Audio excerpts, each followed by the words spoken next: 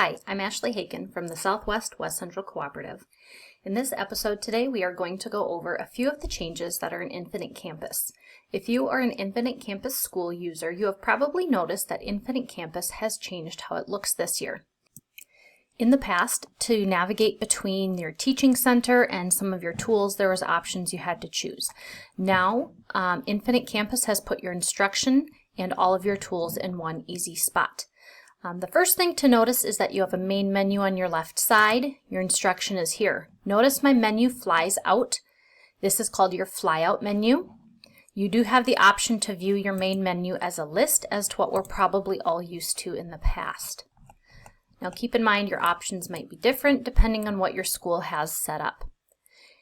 This is also a dynamic menu, meaning depending upon your screen, will determine if you get a flyout menu or a drop-down menu. So I'm on a larger monitor right now, meaning I can also get this flyout. If I were on my smaller laptop monitor, this flyout would not be an option. So when you're navigating through Infinite Campus, just keep that in mind that this might not appear if you're on a smaller monitor. That is one of the first changes. A second one is all of your tools are really the same. They're just maybe organized a little differently, and they tried to make it a little more intuitive. If there's a tool you know you're going to use a lot, I would recommend going to it, and then you have the ability to star that tool so you can go to it easily. The star button is right up here. Just click it, and it will now show up in your favorites. If you don't want it anymore, unclick it. This next one is your recents. And so here are all the tools that you have recently used as well. One last thing, if you haven't paid attention to it before, is you have this Enable Classroom Navigation feature. You can toggle it on or off. If it's on, you notice this main screen changed. Now I have links. It will bring me directly to my classes this way.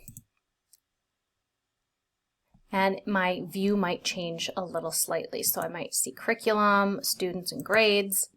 If I go back, if I toggle off my classroom navigation, notice that's no longer highlighted. To get to that same thing, I would have to probably go click roster or something else to get to my various tools, somewhere in my flyout menu, depending on what I'm looking for. So keep that in mind, that your classroom navigation toggle on and off will also change the look on your screen. Hopefully this quick overview helps you learn about some of the new features and how the layout is in Infinite Campus.